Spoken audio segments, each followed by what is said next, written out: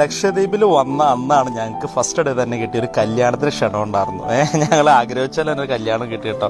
വളരെ സിമ്പിളായിട്ടുള്ളൊരു കല്യാണമാണ്. നമുക്ക് അത്ഭുതപ്പെട്ടു നമ്മുടെ നാട്ടിലേക്ക് എത്ര ആർഭാടമായിട്ടും എത്ര ഇതായിട്ട് കല്യാണം നടത്തി. ഇത് വളരെ സിമ്പിളായിട്ട് സ്ത്രീകൾക്ക് രാവിലെ കല്യാണ വീട്, വൈകിട്ട് ഉച്ച കഴിഞ്ഞാണ് പുരുഷന്മാർക്ക്. അങ്ങനെ 2 സെക്ഷനാണ് ഒരു കല്യാണം നടത്തുന്നത്.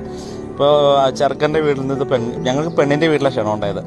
പെൺകുട്ടിയുടെ വീട്ടിലേക്ക് ചെക്കൻ്റെ വീട്ടിലെ പെണ്ണുങ്ങളെല്ലാം വന്ന് രാവിലെ അവർ പെൺകുട്ടീനെ കൂട്ടിക്കൊണ്ടുപോകും.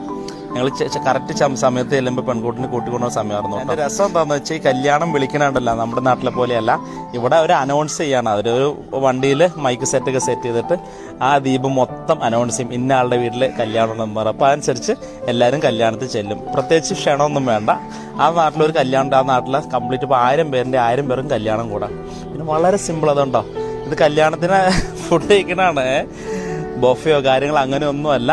ഇത് വളരെ സിമ്പിളായിട്ട് ആ നാട്ടിലെ ലേഡീസ് കംപ്ലീറ്റ് രാവിലെ എത്തും. 12 മണി കഴിഞ്ഞാൽ പിന്നെ നിസ്കാരത്തിന് ശേഷം പുരുഷന്മാർ വന്ന സമയത്ത് സ്ത്രീകൾ വന്ന സമയത്ത് പുരുഷന്മാരും സാധാരണ വരാറില്ല. അത്രയും ഒരു നല്ല രസമുള്ളതാണ്. ഇതാണ് ഫുഡ് കേട്ടോ. ബീഫ് ബിരിയാണി, പിന്നെ ഒരു തേങ്ങാ ചമ്മന്തി. ഇതാണ് ആകെ ലക്ഷദ്വീപിൽ ആ കല്യാണത്തിൻ്റെ ഫുഡ് കേട്ടോ. ഇത് കല്യാണ ഫുഡാണ് കേട്ടോ. വിരുന്ന് സൽക്കാരം വേറെ ഉണ്ട് കേട്ടോ. കല്യാണ ചെക്കനൊക്കെ വന്നതിന് ശേഷം രാത്രിയാണ്. അത് വേണ്ടപ്പെട്ട ആൾക്കാരെയാണ് വിളിക്കുന്നത്. അപ്പം അങ്ങനെ എനിക്കും നല്ലൊരു സൽക്കാരം കിട്ടി നല്ല അടിപൊളി ബീഫ് ബിരിയാണി കഴിക്കാൻ പറ്റി.